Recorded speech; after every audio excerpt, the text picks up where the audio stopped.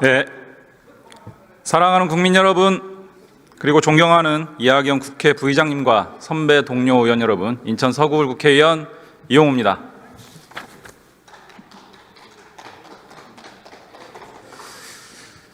먼저 심각한 산불로 큰 피해를 입은 국민분들께 깊은 위로의 말씀을 드립니다. 그리고 책임 있는 정치인으로서 피해 회복과 재발 방지를 위해 최선의 노력을 다하겠습니다. 준비한 현안 질의 시작하겠습니다. 헌법재판소 사무처장님 나와주세요.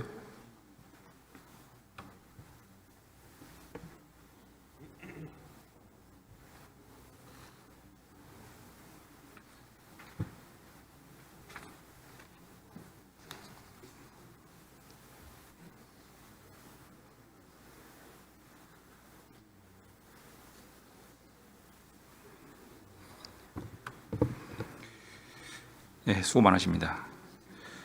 최상목 권한대행 당시에 헌법재판소에서 권한쟁의 심판 청구 사건 위헌 결정을 했습니다. 맞죠? 권한쟁의 심판에 대해서 인용 결정이 권한 침해다라고 하는 것을 확인했고 헌법재판소법 기속력에 따르면 임명해야 될 헌법적 의무가 구체적 자기 의무가 발생하죠. 지금 그게 이행이 안 되고 있습니다. 매일같이 위헌 상태가 지속되고 있는 상황 맞죠? 지금 이행이 되고 있지는 않습니다. 위헌 상태가 계속 지속되고 있는 상황 맞죠?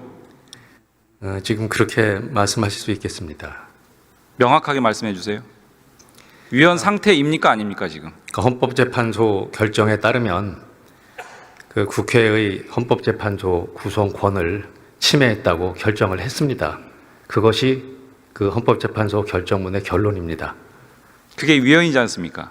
그 내용에 보면은 헌법상 그 임명해야 될 의무가 있다고 판결문에 기재되어 있습니다. 한덕수 총리 결정에서도 마찬가지 내용 다시 한번 확인했죠.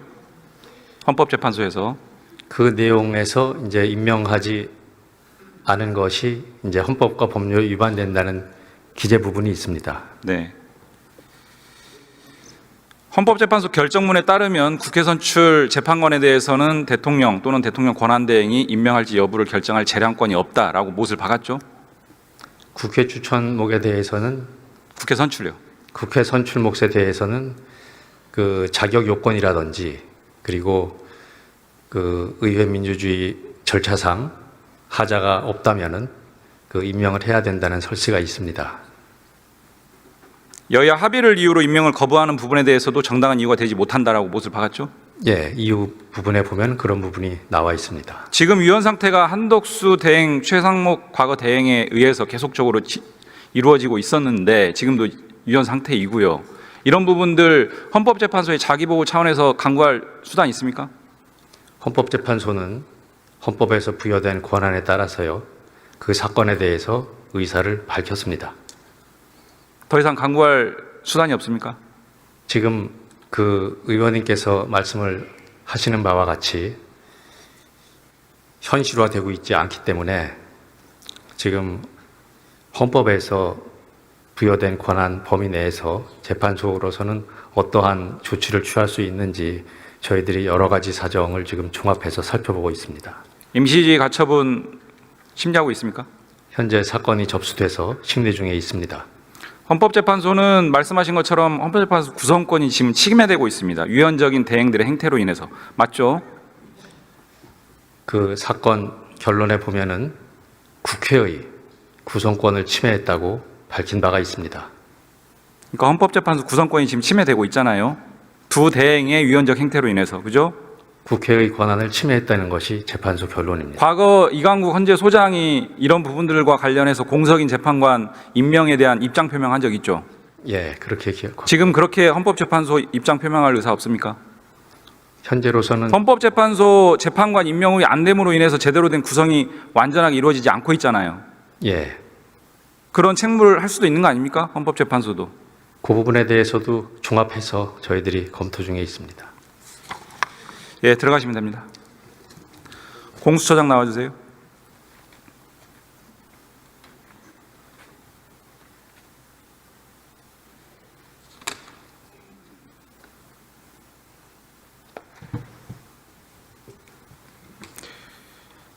예, 수고하십니다. 국가공무원법 56조에 따르면 모든 공무원은 법령을 준수하게 되어 있습니다. 맞죠? 네. 헌법 69조에 따르면 대통령 취임 선서문에 나는 헌법을 준수하고로 시작되는 선서문이 있습니다. 맞죠? 네. 마은혁 헌법재판관 후보자 미임명 위헌 상태 맞죠? 네, 그렇습니다. 네. 직무유기죄 범죄 구성 요건이 어떻게 됩니까? 뭐 직무를 유기한 거에 대해서 처벌하도록 되어 있습니다. 그 의도적으로 뭐 지금 이 사건에서는 헌법상의 의무를 위반한 경우에 어떤 요건을 갖추면은 성립하겠습니다. 헌법재판소가 두 차례에 걸쳐서 이런 미임명 행위가 위헌 상태라고 하는 것을 구체적으로 지적을 했습니다. 알고 있죠? 네, 그런 헌법재판소의 결정이 있었습니다. 헌법상 구체적 자기 의무를 이행하지 않는 것이다라고 명시했습니다. 그렇죠? 네. 헌법재판소법 기속령에 따르면 임명해야 될 의무가 또 발생합니다. 맞죠? 네. 이런 헌법재판소의 결정과 법률상 구체적 의무를 계속 이행하지 않고 있습니다. 직무유기죄 범죄 구성 요건에 해당되는 것으로 보입니까? 그런 부분에 대해서 지금 고발이 접수되어서 저희들 수사 착수하였고 지금 헌법상의 의무 위반과 관련하여 확정적인 판단은 수사 이후에 하시겠지만 네. 이름 직무유기죄 구성 요건에 해당된다 이렇게 보여집니까? 네, 그런 부분에 대해서 수사 착수하였다는 말씀으로 대신합니다. 네. 지금 최상목 과거 대행과 지금 한덕수 대행에 대한 직무유기죄 다 고발되어 있습니까? 네. 수사 상황이 어떻습니까? 지금 수사 초기 단계지만 그런 의원님께서 지적하셨듯이 헌법 배당이 의무 됐습니까? 위반과 관련해서 수사 의지를 갖고 수사에 임하고 있습니다. 법과 원칙에 따라 수사하겠습니다. 두 사건 다 배당이 됐습니까? 배당되었습니다. 네. 중대 사건입니다. 아시죠? 헌법재판소 구성권이 침해되고 있는 상황이고요. 헌법기관이 헌법재판소의 운영에 차질을 빚는 사안입니다. 신속한 수사가 필요합니다. 네, 의원님 말씀 유념하겠습니다. 네.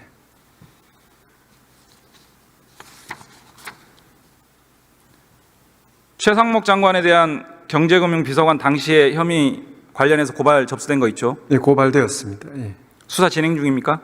그 부분도 배당되어서 지금 진행하고 있습니다. 네. 2018년 박근혜 미르재단 판결문을 보면 당시 청와대 경제금융비서관이었던 최상목 장관은 안종범의 지시를 받아 삼성, 현대차 등 9개 그룹의 출연금을 모집하라는 지시를 행정관들에게 내렸다. 이렇게 판결문에 판시가 되어 있습니다. 알고 있죠? 네. 특히 아직까지도 출연금을 안 낸 그룹이 있냐?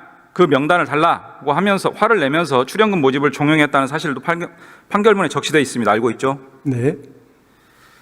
우리 법령 중에 공무원이 기업에게 법령상 의무 없는 출연금 납부를 하도록 독촉할 수 있는 근거 조항이 있습니까?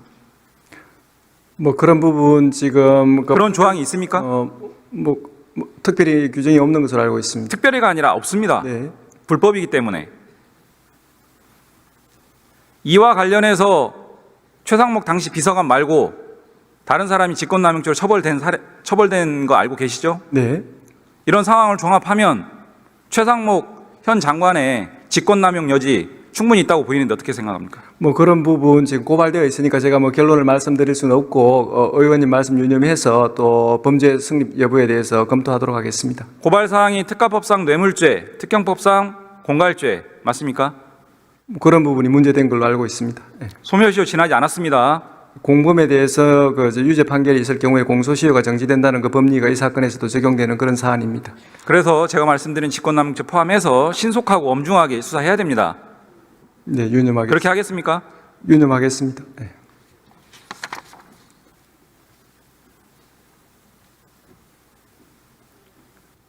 공수처는 심우정 총장, 조태열 외교부 장관 관련 사건 고발 지금 수사 배당을 했죠. 네. 이 사건도 마찬가지입니다.